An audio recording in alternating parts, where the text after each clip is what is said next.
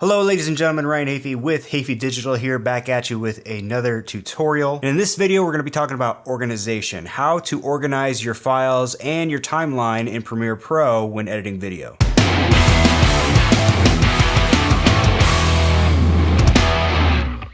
So I've been editing videos for about 7 years or so, and I always thought that I developed a pretty efficient workflow over the course of those 7 years, but it really wasn't until I started this whole vlogust challenge that I became super efficient with my editing. Now vlogust, in case you didn't know, is where you upload one vlog per day for every day of the month of August. Technically this isn't a vlog, it's a tutorial, but you know, I just wanted to make sure that I uploaded at least one video per day for every day of the month. But anyway, obviously in order to do that, you have to be able to work efficiently, you have to be able to work quickly. So I forced myself to find some techniques that'll help me accomplish that. So what I want to talk about is how I organize my files and how I organize all of my clips and everything in my timeline in Premiere. So without further ado, let's go ahead and jump in on the computer here, and we'll start with how I organize my files. So what I have open here is the folder that contains all the files for all my vlogust videos. So as you can see, I have a folder for each one of my daily vlogs, my daily videos here.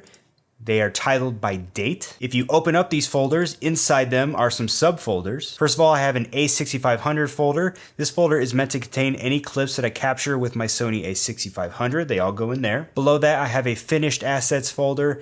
This is the folder where I will export my final video to, so that I always know where to go and get it. Next is an images folder, and basically if I'm going to be using any images or screenshots or anything like that in the videos, I will put them in that folder. Below that is a folder titled RX100. As you may have seen in some of my past videos, I have a Sony RX100 Mark V. It's kind of like my second camera.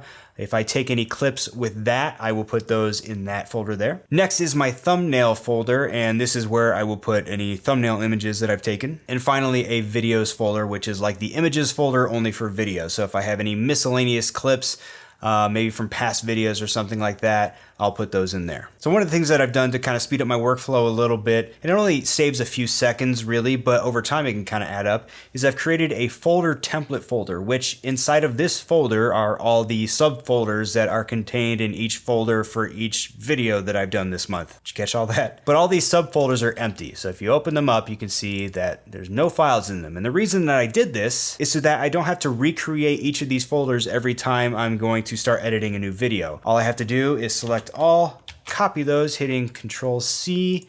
I can create my new folder for my new video, which will be A116.08. Good. Open that up, paste, boom. All the folders that I need for this video are in there, ready to go, ready to be populated with files. Finally, down at the bottom, I have a project files folder. Premiere has a tendency to create a lot of different folders in files when you set up new projects. So to keep them all organized, I just have them all in here. And speaking of Premiere now, I think it's a good time to open up a project file to show you how I organize my files in the project panel and in the timeline. All right, and here we are inside Premiere. Now let's start with the project panel, which is this over here. Now, as you can see, the file structure looks very similar to the way that it did when I was organizing my files here. I even went as far as creating a new folder template folder so I can easily copy all these subfolders into the folder for the new video. And inside each folder for each video, you have subfolders. Again, A6500 for my Sony A6500 clips, any images, the RX100 clips. There's a sequences folder for all your sequences for the video. And then there's a video folder for any miscellaneous clips that you are going to be using in the video as well. In addition to that, I also have an intro folder, which basically houses the versions of my intro that I use in my vlogs. And then I have a folder for any music or sound effects that I use throughout the vlogs as well. Again, simple and straightforward. You don't need to be complex here. You just need to make sure that everything is all in the same place. So with that, let's move over to the timeline here. So this is the timeline for the vlog that I posted yesterday, titled Fun with Focal Lengths. If you haven't checked that out, click the link up here. Check it out. It's pretty cool. Had a lot of fun doing that one. Check it out. So let's start with the video section of the timeline, which is anything V1, V2, V3, V4, etc. What I typically like to do is dedicate video 1 and video 2, these two tracks here, for any of like kind of the main clips, any dialogue clips, any B-roll clips, or anything like that.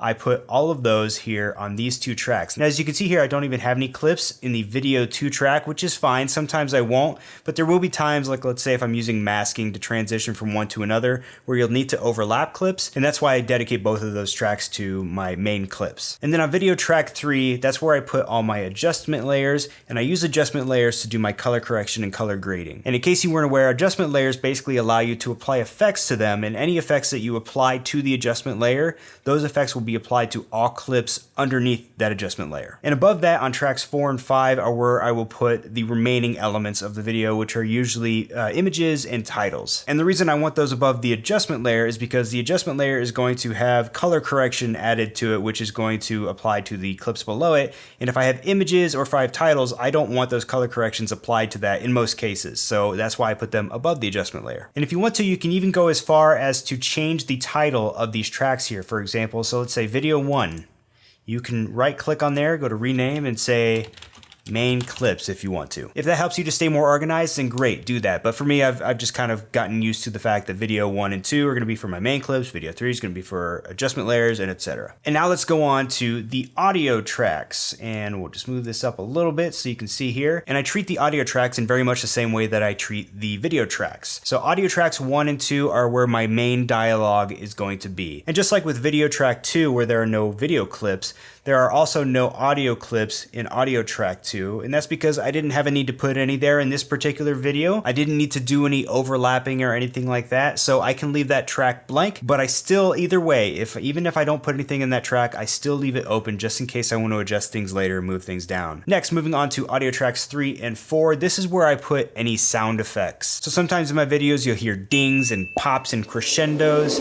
Those will all go in audio tracks 3 and 4. In audio tracks 5 and 6, I dedicate for background music only. And again, I won't always use both tracks, but in this case I actually did, because I did a little overlapping here towards the end. Another benefit to making sure that you keep the same kinds of audio clips on the same track in your project is when it comes time to mass process the audio. So for example, if you use the audio track mixer, you can apply effects to all clips within a single track within the timeline, and that can be super helpful and time saving as opposed to applying an effect to one audio clip and having to copy and paste it to everything else, blah blah blah. That in and of itself is its own video, which I'm not going to go into today, but it's a good habit to get into, so just trust me on this one. And that's really it in a nutshell for me. This is how I organize myself, and this is how I stay efficient and am able to just chug out these videos every single day. Is this the best editing workflow out there? Probably not. Will it work for you? It might. But so far it's been working pretty well for me, so I assume it'll work for some of you out there. That said, if I'm doing anything that you think could be done more efficiently, I would love to know about it. Please leave me a comment below.